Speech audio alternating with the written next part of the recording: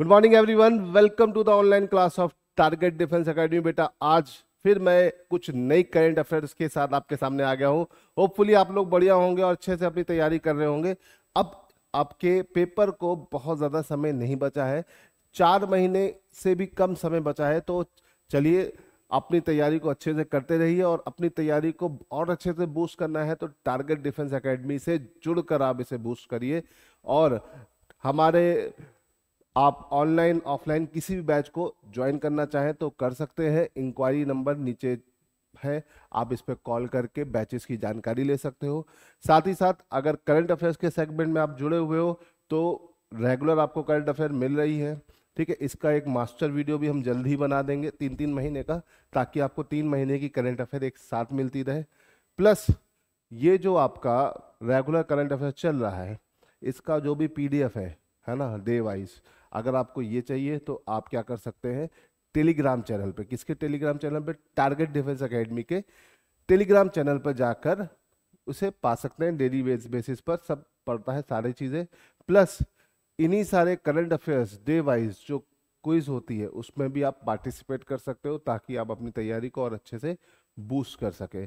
तो regular quiz से लेकर एक एक चीज हमारे टेलीग्राम चैनल पे है बेटा। तो जो भी आपके बच्चे अपनी तैयारी को अच्छे से करना चाहते हैं तो टेलीग्राम चैनल को जरूर ज्वाइन करें।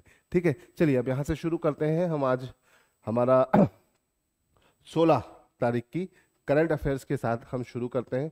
और आज की हमारी जो पहली करंट अफेयर है, high mobility artillery rocket system HIMARS is developed by which country. काफी न्यूज में है और काफी चर्चा का विषय है हिमार्स, है ना। ये एक रॉकेट सिस्टम है जो बहुत हाई मोबिलिटी, बहुत तेजी के साथ मूव करता हुआ एक जगह से दूसरी जगह जाता है। और ये किस देश ने डेवलप किया है। ठीक है बच्चों, अगर आपको आंसर पता है तो मेरे साथ कमेंट में आंसर देते रहिए, वीडियो को पॉज करिए और आंसर अपने करते जाइए, ताकि आपको भी पता चले क्या आंसर क्या है। हो सकता है आप गलत आंसर दें, लेकिन सही आंसर आपको पता चलता रहेगा। तो वीडियो को पॉज करके आंसर देते रहिए साथ में। ओके, तो 4 ऑप्शन है बेटा हमारे पास, US, France, Israel and Russia. तो बेटा इसका आंसर क्या है? इसका आंसर है आपका यूएसए। ठीक है, यूएसए इसका आंसर है। यूएस ने इसको डेवलप किया है और काफी न्यूज में है, काफी चर्चा में है। ठीक है, कि मूव करते हुए एक जगह से दूसरी जगह बहुत तेजी से ये रॉकेट सिस्टम डेवलप किया गया है। ठीक है, हाँ भाई, आगे आते हैं। Bhoramdev wildlife sanctuary is located in which state. Bhoramdev एक टेम्पल है बेटा। भोरमदेव क्या है? ये एक टेम्पल है और उसी टेम्पल के नाम पे इस जगह का नाम पड़ गया है ना। और वो भोरमदेव वाइल्ड लाइफ सेंचुरी हमारे भारत में किस राज्य में पाई जाती है? पहला ऑप्शन है बेटा महाराष्ट्र, दूसरा बिहार, तीसरा छत्तीसगढ़ और चौथा Tamil Nadu. We have 4 options. So आपको बताना है कि इसमें से आंसर सही कौन सा है। पता है तो तुरंत कमेंट में बता दो। चलो देखो, अगर हम बात करते हैं तो आंसर है आपका छत्तीसगढ़। भोरमदेव आपकी वाइल्ड लाइफ सेंचुरी बेटा कहाँ है? छत्तीसगढ़ में है। बिहार में बहुत ज़्यादा वाइल्ड लाइफ सेंचुरीज और नेशनल पार्क नहीं है। महाराष्ट्र में काफ़ी ग्रीनरी है, तो यहाँ पे नेशनल पार्क अच्छे खासे हैं, वाइल्ड लाइफ सेंचुरी भी है। ठीक है, और इंडिया की वाइल्ड लाइफ सेंचुरीज की जब हम बात करते हैं तो इसमें Nagarjuna Sagar Shri slam tiger reserve का नाम जरूर आता है, क्योंकि ये इंडिया का सबसे बड़ा टाइगर रिजर्व है जो आपका करंट टाइम में आंध्र प्रदेश में पाया जाता है। तो इसे ध्यान रखिएगा। तो यहाँ पर भोरमदेव वाइल्ड लाइफ सेंचुरी काफी न्यूज में है, चर्चा में बनी हुई है ना। अपने यहाँ पर जानवरों के बीच या जानवरों के घायल होने की घटना आई जो कि काफ़ी न्यूज़ पकड़े हुए है, तो इस वजह से Bhoramdev wildlife sanctuary news में आ गई है। तो थोड़ा सा ध्यान रखिएगा। जितने भी होते हैं वाइल्ड लाइफ सेंचुरीज, ये इन सेतु कंजर्वेशन होते हैं। किस तरह के कंजर्वेशन होते हैं बेटा? इन सेतु, है ना। देखो बेटा, 2 तरह के कंजर्वेशन होते हैं, इन सेतु और एक्स सेतु। इन सेतु कंजर्वेशन मतलब जब किसी वाइल्ड लाइफ को उसके नेचुरल हैबिटेट में हम कंजर्व करते हैं, वो क्या कहलाता है? इन सेतु। और जब भी किसी वाइल्ड लाइफ को उसके आर्टिफिशियल एनवायरनमेंट में कंजर्व कराते हैं, उसको हम क्या बोलते हैं? एक्स सेतु। ठीक है, तो इसे ध्यान रखिएगा। This is N in Setu conservation, मतलब जंगल है, कोई भी वाइल्ड लाइफ, कोई भी बायोडाइवर्सिटी, फ्लोरा फाइना जो नेचुरल फॉर्म में पाए जा रहे हैं उनको कंजर्व कर रहे हैं, तो उसे बोलते हैं इन सेतु कंजर्वेशन। इन सेतु कंजर्वेशन के 3 मेथड बहुत ही पॉपुलर है। पहला है नेशनल पार्क, दूसरा है वाइल्ड लाइफ सेंचुरी, तीसरा है बायोस्फीयर रिजर्व कंजर्वेशन। ये सब चीज़ें आपको थोड़ा सा ध्यान रखना पड़ेगा बेटा, अगर याद रखोगे तो काफ़ी चीज़ें आसान रहेगी। चलिए, which country has develop high resolution ocean simulation system call LICO MK++, LICOMK++, ठीक है। तो अगर हम बात करते हैं मतलब पानी के अंदर एक एक चीज को अच्छे से क्लियरिटी से देखने का करने के लिए ये सिस्टम डेवलप किया है। तो ये किस देश ने किया है ये पूछा जा रहा है। लिको MK++, Australia, China, Japan, Russia. आपके पास 4 ऑप्शन है। तो बेटा इस तरह की चीजों के लिए चाइना या जापान ही आगे होता है, तो यहाँ पे आंसर क्या है, चाइना, याद रखिएगा, ठीक है। चलिए आगे बढ़ते हैं। हाँ भाई, which glacier in Nepal believe to be the first glacier to be declared dead due to shrinking. बेटा काफी बड़ी न्यूज है ना, और ये अच्छी फैक्चुअल न्यूज है। नेपाल में किस ग्लेशियर को महत्वपूर्ण संकोचन के कारण मृत घोषित करने वाला पहला ग्लेशियर माना गया, ठीक है। नेपाल का पहला ग्लेशियर जो मृत घोषित कर दिया गया है ना, यहाँ पे लोगों ने उसके मरने के बाद बहुत ज्यादा वो बात करी कि ये गलत है, ये सब चीजें, मतलब पूरा शोक मनाया गया यहाँ पर, ठीक है। आप देख सकते हैं, तो इस तरह की एक्टिविटीज लोगों को अवेयर करती है ग्लेशियर को क्या करने के लिए, प्रोटेक्ट करने के लिए। Glacier is a fresh water source, और अगर वही हमारे सिस्टम से एलिमिनेट हो जाएगा तो दिक्कत हो जाएगी। तो यहाँ पे ऑप्शंस क्या है, कुंभू, याला, अन्नपूर्णा, लांगतांग। तो बेटा याला ग्लेशियर जो है ये डेड घोषित किया गया है। ये याला ग्लेशियर कहाँ पर है, नेपाल में है। तो बहुत इंपॉर्टेंट न्यूज है, इसे याद रखिएगा, this is an important news, ठीक है। चलो यहां से आगे बढ़ते हैं। हाँ, which country newspaper La Prensa has been awarded 2025 UNESCO press freedom prize, है ना भैया। यूनेस्को प्रेस फ्रीडम प्राइज जो है 2025 का, ये ब्रसेल में दिया गया। कहाँ दिया गया बेटा, ब्रसेल में। कहाँ दिया गया, ब्रसेल, बेल्जियम में दिया गया। और ये किस देश के पेपर को दिया गया है, ठीक है, देख सकते हैं आप ये पेपर, ला प्रेंसा, बहुत ही फेमस न्यूज़पेपर है। किस देश का है, जर्मनी, वियतनाम, पोलैंड, निकारागुआ। तो देखो बेटा यहाँ पर अगर देखा जाए तो ये देखो लिखा हुआ निकारागुआ, तो ये कहाँ का है, निकारागुआ का है, इसे याद रखिएगा। लोगों को लगेगा कि या तो वियतनाम या पोलैंड ऐसे किसी देश का होगा, लेकिन निकारागुआ जैसे देश में भी ऐसी चीजें हो रही हैं, है ना, तो इसे ध्यान रखिएगा। चलिए क्वेश्चन नंबर 6 की बात करते हैं बेटा। 6, नेम द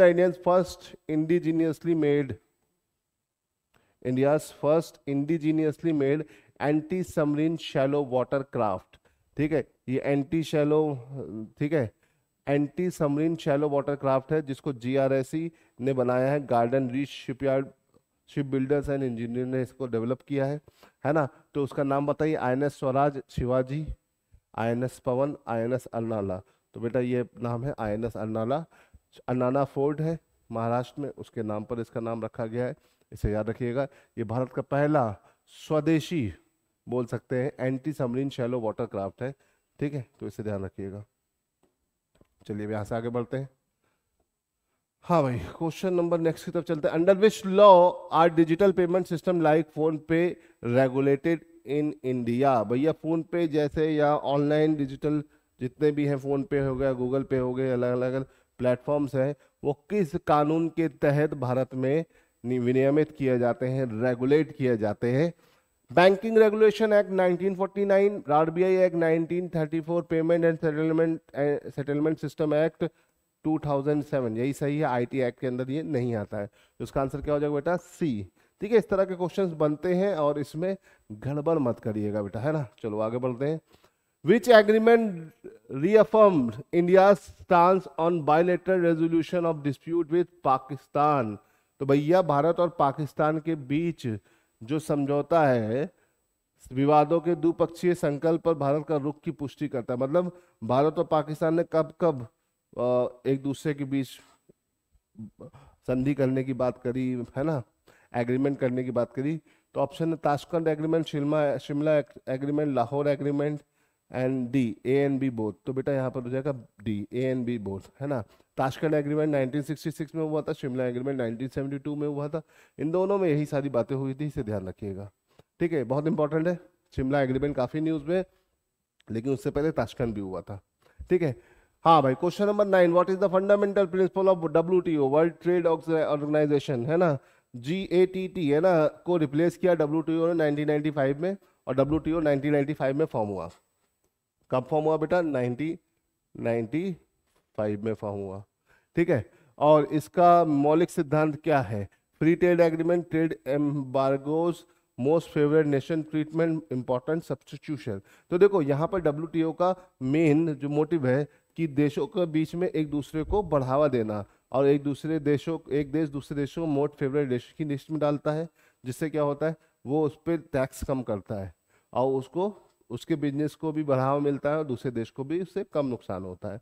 तो मोस्ट फेवरेट नेशन जैसे MFN की बात यहाँ पर चलती है, तो इसे थोड़ा सा आपको ध्यान रखना पड़ेगा। ठीक है, चलो यहाँ से आगे बढ़ते हैं। क्वेश्चन नंबर 10 की तरफ चलते हैं। What is the objective of right to repair movement in India? Right to repair, Bharat में मरम्मत के अधिकार का उद्देश्य क्या है भाई? राइट टू रिपेयरमेंट मूवमेंट की अगर हम बेटा बात करें, तो इस मूवमेंट का मेन मोटिव क्या है? ऑप्शंस है, encourage purchase of new models, provide subsidise for new appliances, ensure access to repair part and manuals, promote e waste and recycling. तो बेटा देखो, पहला वाला तो बिल्कुल गलत है ना। पहले वाले को अगर आप फोकस करोगे तो पहला वाला तो यहाँ पे एकदम फिट नहीं बैठता है। नई चीज़ों को खरीद करना तो रिपेयर का कोई कॉन्सेप्ट ही नहीं आया। Provide subsidise for new appliances, subsidise करना, तो यहाँ पे भी रिपेयर का, यहाँ पे रिपेयर वर्ड आ रहा है, आप आराम से पढ़ोगे आंसर सी सही आ जाएगा। ठीक है, ई वेस्ट, जरूरी नहीं कि इलेक्ट्रॉनिक वेस्ट सारे ऑब्जेक्ट हो, है ना, कुछ नॉन इलेक्ट्रॉनिक भी होते हैं, तो इसे थोड़ा सा ध्यान रखना है आपको। ठीक है, आई होप कि आपको समझ में आ गया होगा। तो बेटा चलिए आज के लिए इतना रहने देते हैं, मिलते हैं अगली क्लास में कुछ और नई करंट अफेयर्स के साथ। टिल देन गुड बाय, जय हिंद।